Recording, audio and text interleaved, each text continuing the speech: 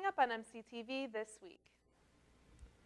Are the temperatures getting too frigid for local businesses? And the Fusion Theater blasts off with a prom 2 decades in the making. This week starts now.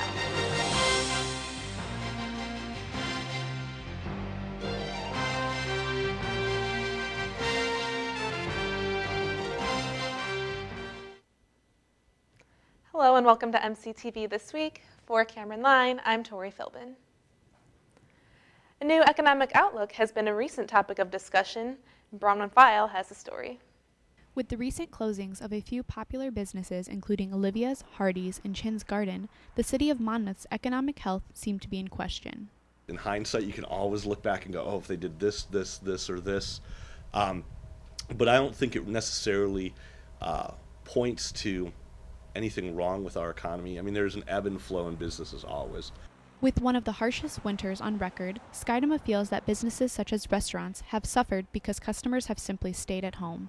And if you've got day after day after day of freezing temperatures and ice, you're just not going to do that as much. And if you don't have, as the business owner, the cash to make it through that time, it gets really challenging. And that's really what happened there. While some businesses have not been able to outlast the long winter months, Market Alley Wines in downtown Monmouth has continued to thrive. According to proprietor Susan Skydoma, the welcoming atmosphere and excellent customer service has contributed to her success. Part of it is the atmosphere, and part of it is the other people that come here. I mean, people come here and they make friends and they meet other people, and it's just, it's like a home away from home. It's just, it's not necessarily, you know, it's not the only place that's like that, but it's certainly one of the only places around here that's like that. With a new expansion in the works, the wine shop will add approximately 400 square feet to their floor plan and double their seating. The expansion will allow a new space where more special events can be held to accompany their already popular musical guests each week.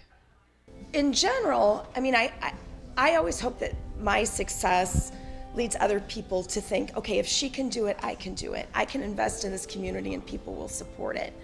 You know, because certainly I'm proof of that. I wouldn't be here if, you know, people weren't coming in and supporting me and supporting this business. Along with the success of some new downtown business, new initiatives are being put into place to increase the economic outlook of Monmouth. This spring, we're looking to start a retail business competition. It's not just like a prize-based business plan competition, but kind of a fun Shark Tanky kind of thing, but along the way has a lot of training for the businesses to understand cost of goods, marketing, social media, so that it's kind of a boot camp thing. And the goal for that is not just to give away stuff, but to actually start businesses. With this new opportunity underway, the economic development in the city of Monmouth may hit a sudden upswing. Susan Skydoma explained what could add to the community's success. You have to, you know, combine the need with a passion and this, you know, and it's just a drive for excellence. But people can do it. If I can do it, anybody can do it. You know, you just have to have faith and, you know, a little go. For more information on economic development in the city of Monmouth, visit cityofmonmouth.com. For MCTV, I'm Bronwyn File. To check out Market Alley Wines, you can head over to marketalley.wines.com. It was prom weekend in Monmouth as MC's new downtown theater got off to a gnarly start. It's called the Fusion Theater because of its goal of bridging the college with the community. The leased building on South Main Street, former site of a popular women's fashion store, places it well within the community site. So appropriately, it opened with a show that fused the audience and actors in a unique way. The Awesome 80s Prom is a largely improvised comedy show about a 1989 senior prom featuring stereotypical characters from 80s movies. First-time student director Rachel Whitlock says it was challenging to prepare the cast to break traditional rules of theater for this show. Name art setting, you're here and the audience is out there, but now you can talk to these people, right? So, and it's a bit of a challenge when you don't have people to talk to. So for a long time you're talking to the walls and you're talking to the chairs. So there's definitely a boundary you have to cross, and you have to be comfortable. You know, that's a vulnerable position to step out of that and say, okay, I'm going to interact with you now. Hopefully you play along. Because of both its size and location, the Fusion presents great event opportunities for both the college and the community. We had the WIT Theater, which is a black box space, but we didn't have a shop and we didn't have a lobby. So this allows us a lot more room to play. As a community investment, it's cool because we can do exactly that in involving the community. So we're hoping the outside lobby will be used for art displays and gatherings. And in here we can have the BCA show when we work with the children, and we can have different galas and stuff that actually take place. So while it's a cool thing for us as students to get to experience, it'll also be nice to engage the community. For future shows and ticket purchases for future shows, you can visit their website at worldforums.net/TOL/Fusion Theater. A new highway project has made an impact on many people, including those who are in archaeology. Last Tuesday, the coordinator of the Western Illinois Survey Division for the Illinois Transportation Archaeological Research Program at the University of Illinois, David Nolan spoke about how archaeological finds can be made in the clearing of the paths for proposed highway projects. Nolan talked about recent state-sponsored archaeological investigations undertaken in the west central Illinois, including the US 34, Biggsville Bypass, and the NRHP district in Galesburg. These lectures are sponsored by the Monmouth College Classics Department in cooperation with the Western Illinois Society of the Archaeological Institute of America. Students got to try their luck and buck the odds last Wednesday in Scotland Yard. It was casino night as part of ASAP's after-hours event, and students lined up to receive tokens to play slot machines and games such as blackjack and poker, with a variety of prizes to win during the event. It gives students an outlet.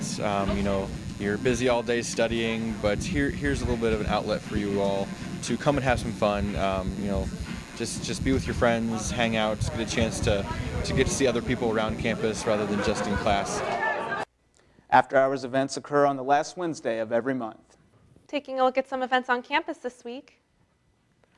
The next Great Decisions will be discussing China's foreign policy at 7:30 in Patty Auditorium of the CSB.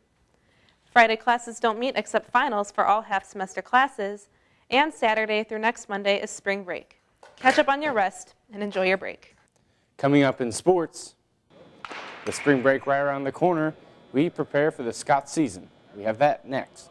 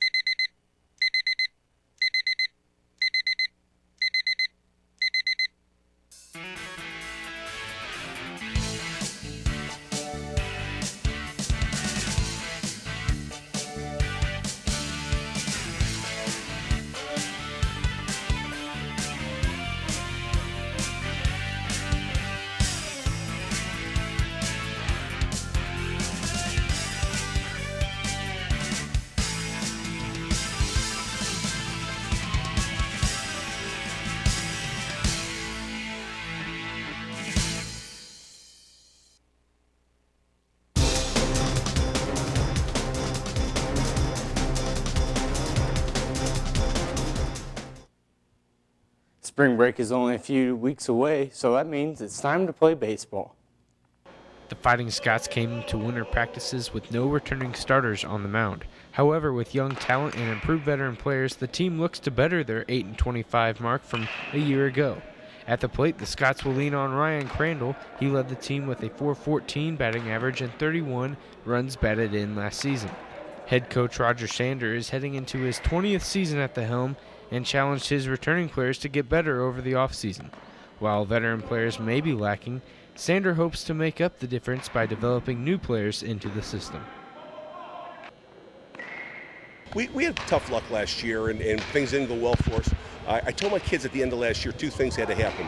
One, the kids returning had to get better, and I had to go out and get better players. And as luck would have it, both happened. My returning players really did a great job in the offseason. They've improved, and I got a very, very good freshman class with a few transfers.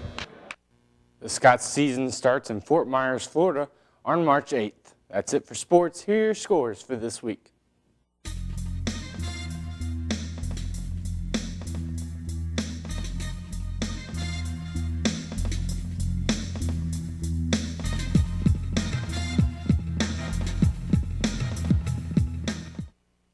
That's it for MCTV this week. I'm David Beidel. And I'm Tori Philbin. Be sure to tune in 2 weeks for a new edition of MCTV. And I'm Cameron Line. Remember that you can find us on the web at monmouthcollege.edu/MCTV. Thank you for watching. We'll see you next time.